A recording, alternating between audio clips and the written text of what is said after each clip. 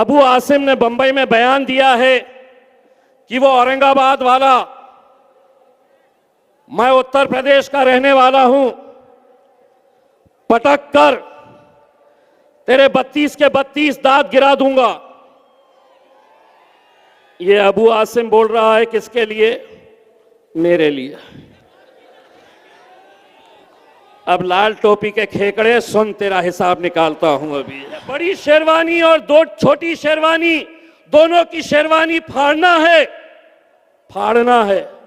नीचे से पब्लिक में से आवाज आई, छोटे के मुंह तो तू लगी मत, तेरे को फाड़ देंगे। हिंद मजलिस इत्तेहादुल मुस्लिमीन महाराष्ट्र के सदर आली जनाब इम्तियाज जलील साहब को जोरदार तालियों से उनका इस्तकबाल यहाँ पर किया। अस्सलाम वालेकुम वरहमतुल्लाहि वबरकातुहू।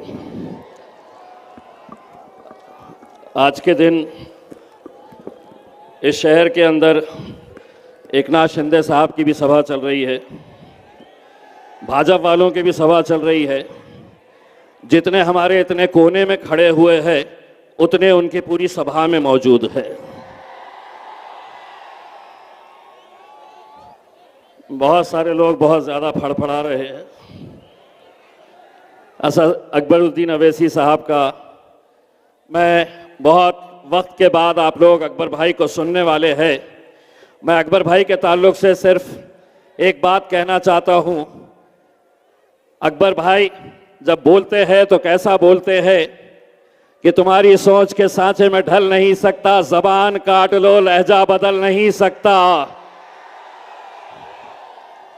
इन्हें भी क्या मोम का पुतला समझ रहे हो क्या? तुम्हारी लौ से ये लोहा पिघल नहीं सकता। मैं कुछ काम की बातें करने से पहले जरा कुछ लोगों का हिसाब ले लूं।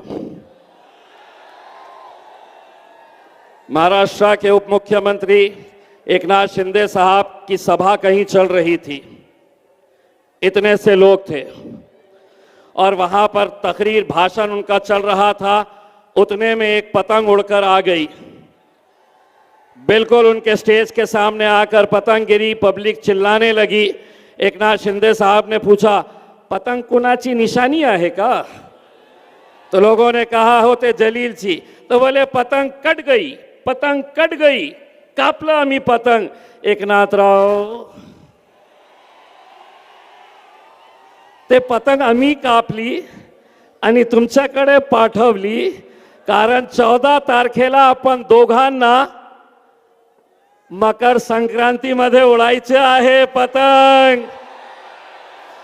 और वो ये समझ रहे हैं कि पतंग आ गई है करके। लोगों को हम ये याद दिलाने के लिए भेजे हैं। दूसरे एक दो चार लोग हैं जिनके ताल्लुक से बोलना जरूरी है। अभी आज समाजवादी पार्टी के एक नेता अबू आसिम ने बंबई में बयान दिया है कि वो औरंगाबाद वाला,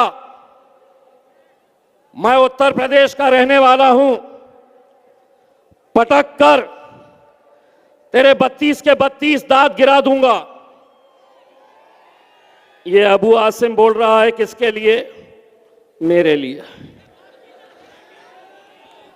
अब लाल टोपी के खेकड़े सुन, तेरा हिसाब निकालता हूं अभी। ये जो लाल टोपी वाला है, ये इलेक्शन कैसे लड़ता है सुनिए आप लोग। लोकसभा का इलेक्शन आया तो मैदान में कूद पड़ता है। 2014 के लोकसभा इलेक्शन के अंदर अबू आसिम की समाजवादी पार्टी ने इलेक्शन लड़ा लोकसभा का। वोट कितने मिले? 2646। 2014 में औरंगाबाद ईस्ट से एमएलए का इलेक्शन लड़वाया ये लाल टोपी के खेकड़े ने। वोट कितने मिले? 134। 134 वोट एमएलए बनाता। फिर 2014 का सेंट्रल का इलेक्शन, जब अल्हम्दुलिल्लाह इस इत्तेहाद ने इम्तियाज जलील को एमएलए बनाकर भिजाया था, वहां पर उनका एक उम्मीदवार समाजवादी का पार्टी का उतारा गया था। भारतीय जनता पार्टी से पैसा लेकर। उम्मीदवार का नाम क्या था पता है? अफसर खान यासीन खान मत किती मिळाली 2319 एमएलए बन रहे। फिर 2019 ईस्ट को 2019 में ईस्ट कॉन्स्टिट्यूएंसी के अंदर यही लाल टोपी वाले ने अपने एक उम्मीदवार को खड़ा किया था। ये जो अभी 2 नंबर का धंधा करता है ना, खैसर कॉलोनी वाला, वोट कितने मिले थे? तो 5555 वोट मिले थे इसको, एमएलए बनता। फिर 2024 में हम खड़े थे, हमारे खिलाफ एक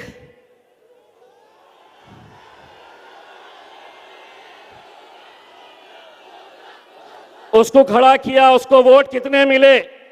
तो 5900। अबे लाल टोपी वाले सुन, इतने वोटों में तो तेरा एक कॉर्पोरेटर भी नहीं बन सकता है और तू एमएलए और एमपी बनाने के लिए चला है। और भाषा ऐसी इस्तेमाल कर रहा है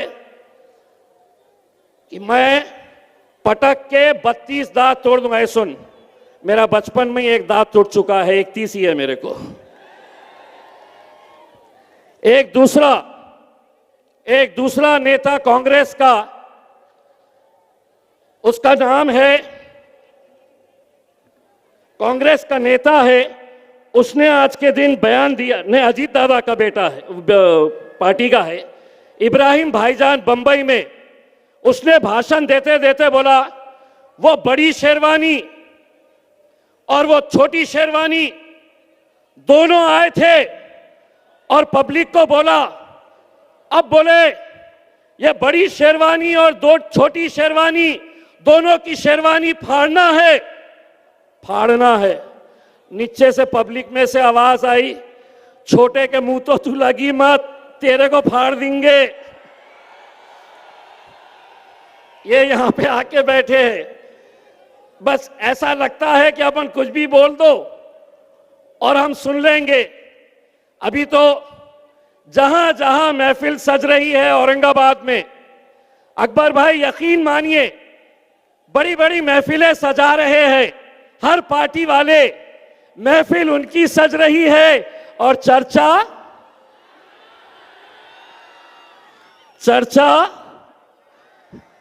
दूल्हे भाई का चर्चा हो रहा है। इसीलिए हम ये बात कहते हैं, आज जो हमारे बारे में लोग कहते हैं उनके लिए एक बात कहना चाहता हूं। न जाने कितने चिरागों को मिल गई शोहरत एक आफताब के बेवक्त डूब जाने से। जो आ रहा खड़े रह रहा है, जो आ रहा है दिल में जो चाहे वो बोल रहा है। मैं आप लोगों को इतना यकीन दिलाता हूं, इस मुल्क के हमारे तमाम वो लोग जिन्होंने बैरिस्टर असदुद्दीन अवैसी साहब और अकबरुद्दीन अवैसी साहब इनके इत्तेहाद की कोशिशों को मजबूत करके आज मजलिस को पूरे हिंदुस्तान में फैलाने का और पहुंचाने का काम किया है, वो इत्तेहाद को तोड़ने की जो कोशिश की जा रही है। दोस्तों, एक पैगाम मैं आपको देकर जाना चाहता हूं। जो डसने वाले हैं इस इलेक्शन में, जो डसने वाले हैं उन्हें रोकना होगा, उन्हीं का जहर उन्हीं में उतारना होगा। अगर तुम्हें इज्जत की जिंदगी चाहिए औरंगाबाद वालों, तो आस्तीन के सांपों को इस बार कुचलना होगा। बहुत है। हद तो ये हो गई है कि आज हमें हर तरीके से निशाना बनाया जा रहा है। एकनाथ शिंदे साहब का भाषण सुन के आ रहा था मैं, बोले थे औरंगाबादचं नाव बदलण्याच्या बाबतीत जे विरोध केलं होतं, जे औरंगजेबला मानणारे आहे, सुनो एकनाथ राव, हम औरंगाबाद में पैदा हुए हैं और इंशाअल्लाह औरंगाबाद में ही मरेंगे हम। तुम्हें जो चाहे, जिस नाम से चाहे तुम पुकार लो, लेकिन हमारे लिए, मैं नौजवानों से ये अपील करूंगा, एसीपी साहब आपसे दरखास्त कर रहे हैं कि जो बैरिकेड्स है वो बैरिकेड्स के ऊपर जोर ना डाले, क्योंकि आप ये समझ ले कि वो बैरिकेड्स अगर गिर गए तो हमारी माएँ और बहनें यहां पर बैठी हुई है। ऐसी कोई हरकत ना करे कि जिसकी वजह से हमारी मस्तूरात, हमारी माएँ और बहनों को तकलीफ होगी। खास तौर से यहां पर कुछ नौजवान, मैं उन लोगों से अपील करूंगा कि आप लोग इस बैरिकेड के ऊपर जोर ना डालें।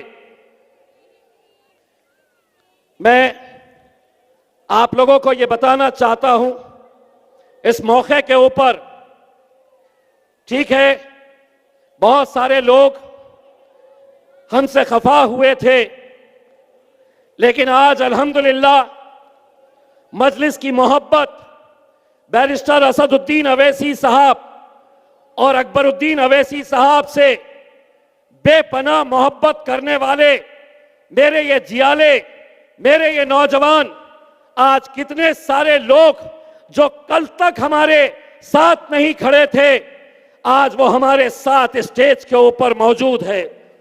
आज बुड्डी लाइन से इरफान शेरा आया है, आज शाकिर भाई आए हैं, आज बहुत सारे हमारे ऐसे साथी जो मजलिस को मजबूत करने के लिए उन्होंने बैरिस्टर असदुद्दीन अवैसी साहब और अकबर अवैसी साहब की ज़ेर क़यादत मजलिस के अंदर शमूलियत हासिल की।